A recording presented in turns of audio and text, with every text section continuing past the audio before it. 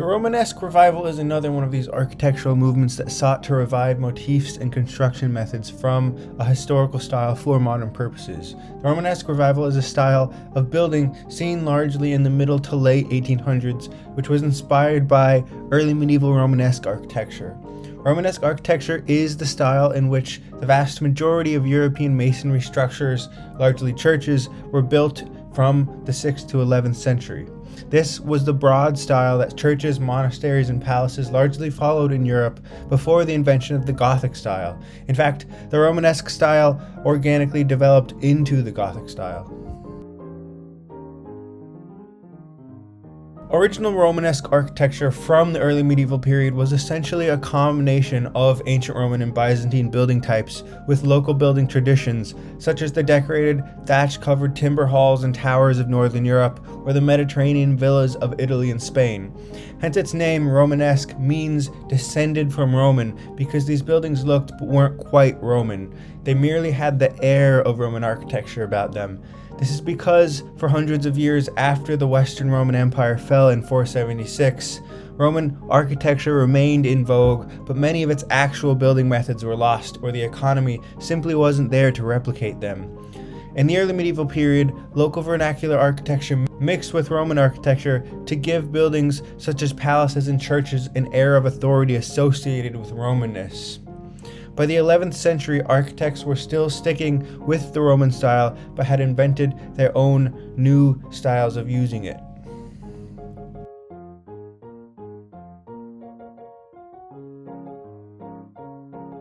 Romanesque architecture is recognized primarily by its round arches in windows and doorways, its very heavy-set masonry, and its very thick, load-bearing walls, small buttresses, sturdy columns or piers in a Doric or corruption of the Corinthian style, large towers with simple windows, decorative arcadings, and decorative folk carvings.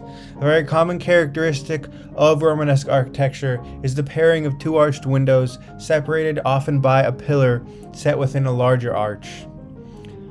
Buildings are frequently very symmetrical in plan and overall simplistic when compared to the later Gothic style.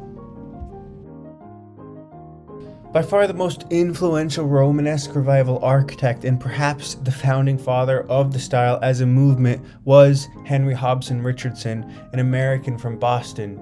Like later Romanesque revival architects, he was primarily concerned with replicating the more high and developed Romanesque styles from the 11th and 12th centuries.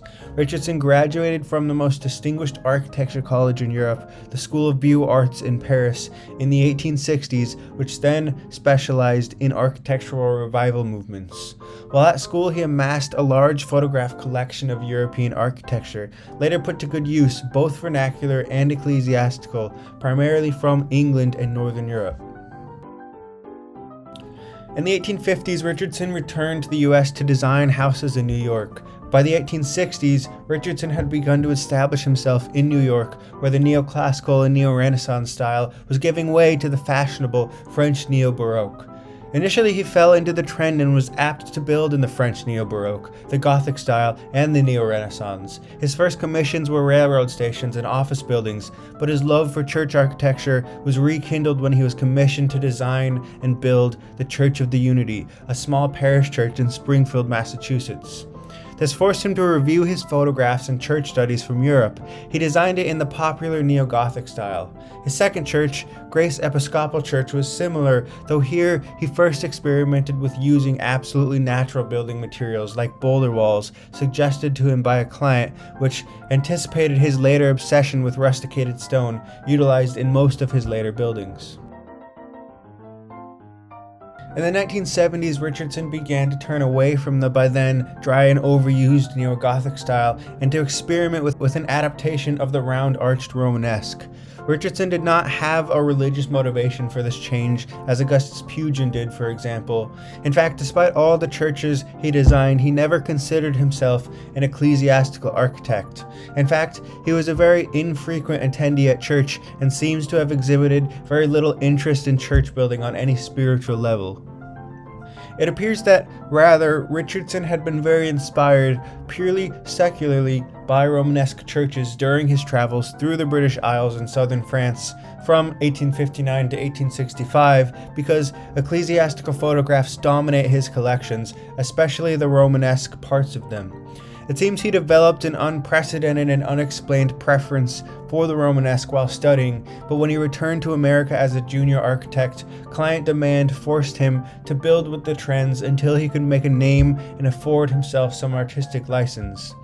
As soon as he could, Richardson charted his own course and became obsessed with replicating Romanesque architecture and Romanesque churches of southern France for new purposes in America. He claimed that only primitive sources of architecture supplied the energy for a long career. Although Richardson may not have had a religious or moral motivation, he was inspired to build in this style for utilitarian purposes. An advocacy for the Romanesque was laid out neatly in the works of writer and social reformer Dale Owen. The American adoption of the Romanesque in the late 1800s at large was given motivation largely because of Owen's work, Hints on Public Architecture, which he published in 1848. Owen argued that neoclassical architecture, then the prominent style in the US for public buildings, government buildings, churches, and banks, was unsuitable as a national American style. Owen insisted that Greek temples on which the style was based had no windows, chimneys, or stairs required by modern buildings, and these were awkward and forced additions to the classical form. In addition, he argued these forms were ill-adapted to suit northern climates. The low-pitched temple roofs built up snow, which often caused collapses, and the large porches of colonnades were a waste of space when much of the population sought shelter inside much of the year. It was better to adopt some ancient monumental style better adapted to northern climates, indeed one which hailed from the north that naturally featured windows, chimneys, stairs, and steep roofs. Owen proposed that the French and German Romanesque style was far more flexible and economic for American architecture, and his idea became, in the late 1800s, a new manifesto for American and Canadian architects looking to establish America's first indigenous architectural style. The Agawam National Bank building and the North Congregational Church both started in 1869, were Richardson's first experiments with his new Romanesque revival style. In the turret of the church, Richardson cautiously first introduced his Norman-style tower, a form which he would later use extensively. This was the sort of tower he would have seen again and again in Normandy and England. He also included a Romanesque recessed entrance arch with low engaged columns clearly copied from Canterbury and Winchester Cathedral. Here, Richardson is cautiously experimenting with and introducing his new change of taste. His Brattle Square Church, built from late 1869 to 1873 in Boston, was the last of his early experiments refining his style before it truly flourished. It's built in a round arched Italian Lombardic style. It was his first building which moved entirely away from any Gothic, Baroque, or neoclassical references. Here, Richardson began experimenting with polychromatic stone and stone carving on the body of the building in high-relief frieze on the tower, depicting the four Christian rites: baptism, communion, marriage, and burial. Stone-carved friezes in high relief was something very Romanesque and virtually unseen in the Neo-Gothic movement. It was a hit with Boston, and it became known as the Church of the Holy Hornblowers because of the angels with trumpets on the edges of the tower frieze. Figural imagery on the tower gave character to the neighborhood. Likewise, the mosaic tile floor of the porch first introduced patterned ceramics, which Richardson would again and again use in future projects. Richardson soon found that his dense arrangements of medieval masonry conveyed a sense of place in cities more than Gothic churches could. They stood out by looking heavy, ancient, and eternal, as opposed to the light and ethereal look of the Gothic. Bratton Square Church earned Richardson his first notice in the national press. This was the moment that Richardson began to realize this fresh form of architecture had a future. Trinity Church in Boston, designed by Richardson and built from 1872 to 1877, solidified his reputation and led to frequent commissions for Romanesque revival buildings for the rest of his life. He entered the competition for this church as a young architect without really an established reputation. The legendary and expressive preacher of the church, Phillips Brooks, took a liking to Richardson's proposal because he alone submitted a centralized plan with a wide central crossing with all the pews facing the apse that would assure maximum exposure of the pulpit to the whole audience, ideal for his riveting sermons. No pillars or arcades were in the way of a single audience member. There was no blocked views, and the preacher didn't have to strain his voice just to be heard. Richardson had taken into account something that the other 5 contestants had failed to do: utility. He learned about the preacher's style and built the church to best accentuate his unique sermons. Trinity Church exhibited a very colorful patching together of Romanesque elements. Fittingly, it replaced a Gothic revival church. The exterior of Trinity Church is made up of large, heavy-set blocks of rusticated granite, which gives it this very roughed and aged appearance, though it's rather unlike the typical Romanesque medium, which were often small and irregular bricks or stones. The entrance features 3 large, deeply recessed entrance portals in the style of Norman arches, surrounded by ornate carvings of saints and New Testament scenes after the style of many Romanesque cathedrals. The building plan is a Greek cross with 4 arms extending out from a central tower. A true Romanesque church of this style would have had a Latin cross plan with westwork towers, but the small plot forced Richardson to adapt. The westwork is, however, suggested by Trinity's low western towers, which barely break the roofline. Its soaring vaulted ceilings came together into a central tower to replicate, instead, Greek, Byzantine, and Syrian church layouts, which would have instead featured a dome in place of a tower.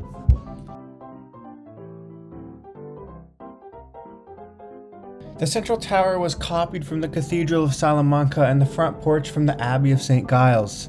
The idea that the central tower became, as it were, the church itself, and the composition took the outline of a pyramid, was quite new and unprecedented in the history of church architecture. The church's outside evokes French and German late Romanesque designs with its bold arches, heavy-set appearance, decorative arcading, exquisite folk carvings, and deeply recessed doorways. Richardson's polychromatic use of granite and sandstone is a deliberate expression of America's own mineral resources, and here he inspired many imitators in the US and Canada. Like historical Romanesque churches, walking inside is like cracking open a geode in the sense that the inside is much more impressive, ornate, and colorful than the outside. Murals, ornate wallpaper, gold leaf patterns, carved figures, and stained glass windows cover much of the interior surface and are completely designed by American artists. Although the figural representations in biblical scenes are depicted in a largely Renaissance style, giving attention to anatomy, and much of the wallpaper features similar designs seen in the neo-Gothic churches of Augustus Pugin, the overwhelming figural representations and intricate decorative details are very much in the spirit of medieval Romanesque churches with their many frescoes and figurative sculptures. From here on out, Richardson's buildings increasingly took further creative license to become Frankensteins of different Romanesque decorative motifs and layouts cobbled together. Richardson used rusticated stone in every project in order to give his buildings an antiquated and imposing aesthetic. In addition, he used bold, unapologetic Romanesque round arches, arcades, and entryways, impressed columns, and exquisite carvings and gargoyles to create a folk style academically inspired by the Romanesque. This corruption of the Romanesque is known as Richardsonian Romanesque. This style spoke to the American spirit because it was rugged, honest, and distinct from the architecture around it, yet fit in well with the land and surrounding buildings, unlike many other historical revivals. It made dependable, unintrusive landmarks. Most importantly, it was, in a sense, rebellious against the Neo-Gothic, which was largely associated with England and Europe, which American culture was beginning to distance itself from, exploring its own architectural identity. Richardson Romanesque was the first revival style which Americans could call their own. The Romanesque was exactly the right historical style in which to achieve a fresh but not radical architectural embodiment of the conservatism at the time. This bolder, more primitive style was associated with ecclesiastical architecture, but not limited to that reference, as was the Gothic. Its characteristics included round arches, sturdy piers, massive walls, large forms, and simple silhouettes when compared to the delicate, glassy, pointed, and splintered features of the Gothic. The Romanesque lent itself easily to any important landmark or building without confusing it for a church. By 1885, Richardson was famed as one of the best American architects, and his signature style became sought after from many government buildings, university halls, and public libraries because it communicated a sense of officiality, permanence, and Americanness. Among many government buildings, his style was well exemplified in Albany City Hall, started in 1880, and the Allegheny County Courthouse, started in 1884. Richardson Romanesque buildings, of which there are many imitations, can be identified by their clear, strong massing, overemphasized round-headed windows with prominent outlines in colored stone, arches and repeated arcades often springing from clusters of short, squat columns, overly deep recessed entrances, richly varied rustication, stonework in contrasting colors, long bands of arched windows, cylindrical towers with conical caps, and an overall smushing together blend of Romanesque church elements, even on secular buildings such as Westwork towers, apses, Corinthian columns, and folksy stone carvings. Richardson's Cheney building in Hartford, built from 1975 to 1976 as a commercial block of stores and offices, shows how he tackled the city block building. With a client who is concerned with filling out the block to maximum capacity, one would think that there's not much to work with, but Richardson provided dynamic and beautiful solutions to break up the flat facade and present an interesting one. Here we can see him further developing his experiment with polychromatic window arches to embolden the arch and break up the flatness and monochromatic nature of the city block. Instead of brick, he used quarry-faced red ashlar to fit in with the red brick of the city but provide a textural relief from the flatness of factory and office walls. He further broke up the flat form and created a hierarchy between stores and offices with 5 broad arches on the ground floor, 10 on the second, and 20 above. A symmetry he believed needed to be introduced to create a noticeable landmark. This was achieved through raised parapets, one slightly higher than the other. His buildings, one can clearly see, gave identity to a neighborhood. Indeed, his buildings were frequently featured on postcards.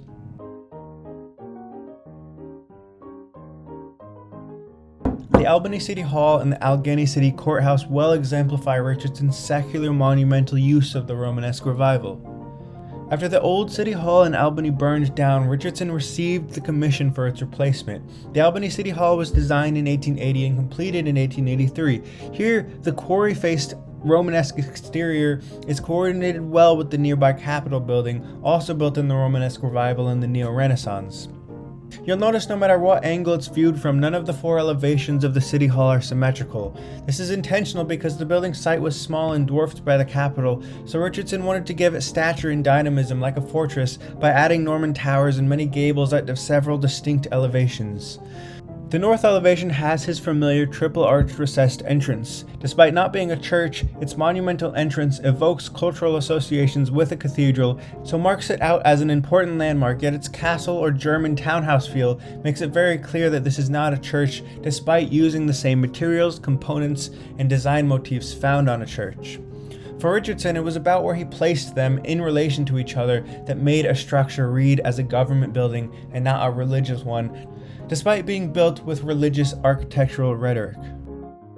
Over the course of Richardson's career, the carved ornamentation on his buildings was gradually subdued and replaced with greater varieties of two-dimensional pattern as he moved away from churches and towards more secular buildings.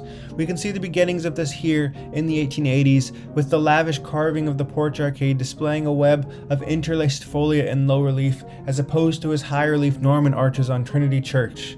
To make up for the lack of sculpture, the gables are inlaid with counterchanged and flowering mosaic patterns. Here's where Richardson began to make a distinct break from church vocabulary. These high granite walls and dark trim used here became a signature for Richardson Romanesque secular buildings. We are used to churches being on the outside of uniform stone, so the secularness of a building can be proclaimed by using bold dark trims and contrasting roof lines. There is no question, though it uses familiar religious architecture, that this is anything but an important secular structure. Throughout the Midwestern United States, one finds 19th century county courthouses, universities, and churches that aspired to the Richardsonian Romanesque. In the early 1880s, Richardson had achieved his full persona as America's top architectural revivalist. In a series of portraits taken in 1883, he chose to dress in a monk's habit complete with cowl and waistcord, book and beer, presenting as a jovial Friar Tuck. This was the image he wanted to broadcast of himself to his clients, a neo-medieval master builder and pre-industrial craftsman reluctant to embrace the products of the Industrial Revolution. He wanted to be seen as the American Augustus Pugin. Richardson's buildings had a major influence on architects from Canada, namely Toronto. A Richardsonian wave came to Toronto at the end of the 1800s. Toronto's first Richardsonian structure was the Ontario Legislative Building, designed by Richard A. Waite, opened in 1893.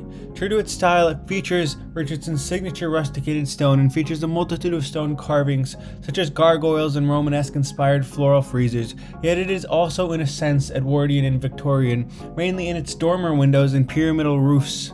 In a sense, this was alluding to Canada's remembered allegiance to England. Typical of Richardson's civic buildings, it features a three-arched entrance which led into a deep porch before one actually entered the building. Also prominent is the play between symmetry and asymmetry, which was very characteristic of the Romanesque Revival. Most Romanesque Revival architects liked playing around with symmetry. At first glance, these buildings seem very symmetrical. The symmetrical facade, the towers, and the two wings seem even. But look again and it's actually asymmetrical in its layout. Yet subtly it tricks the eye because its weight is very balanced. The north entrance was made to look heavy, imposing, and grand with its long repeated pilasters and arches, and so presents an alternative scheme to the neoclassical for achieving a rhythm of regular horizontal forms to communicate importance. Some saw it as the finest Romanesque portal in Canada. It featured a Canadian crest springing with folk sculptures of Canadian animals, effectively marking the Romanesque style as Canadian. Indeed, all over the building, Canada's native animals are nestled alongside the more traditional European symbolism of gargoyles, griffins, and lions, which spoke to New World values while paying homage to the Old World, a very Canadian viewpoint.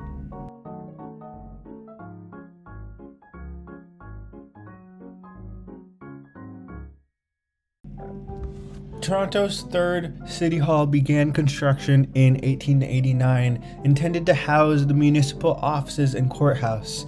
It is arguably the finest Richardsonian Romanesque building in Canada. Toronto wanted a new building to represent power, authority, and optimism in the new city they were building.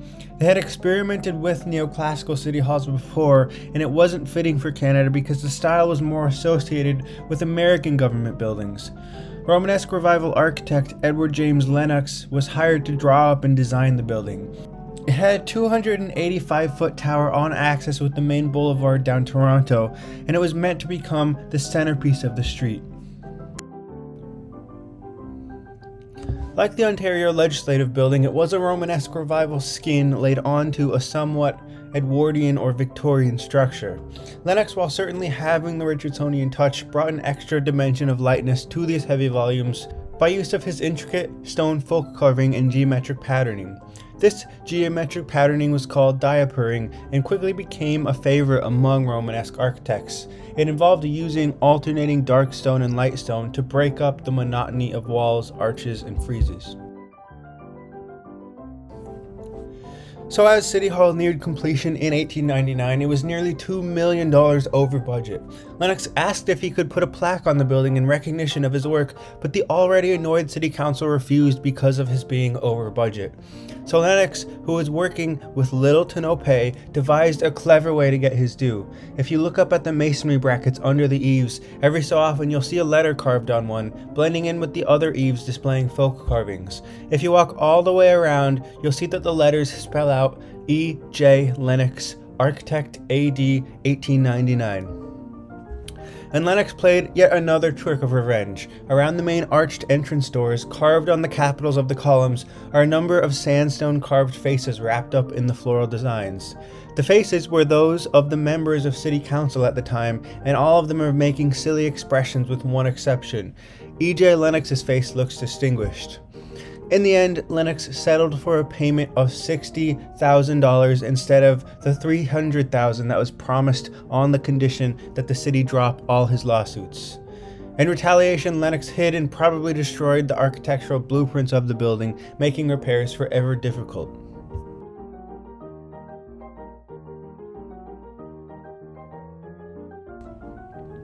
The University of Toronto is home to perhaps the finest Richardsonian Romanesque college building, Victoria College. Victoria College was founded in 1831 and originally located in Cobourg. It featured a mixture of neoclassical and neo-Gothic buildings, but in 1892 the campus was relocated to Toronto. The college wanted to redefine itself in Toronto's emerging new architecture, the Richardsonian Romanesque. They hired William George Storm, an established Canadian architect skilled in the neoclassical and neo-Gothic styles and just recently experimenting with Romanesque revival. There's an immediate sense of the Richardson style about Victoria College. It has, many say, the best sense of proportion, scale, and variety in the movement. Its form is broken up by deep shadows and recesses delighting the eye. Everything fits together into an organic whole.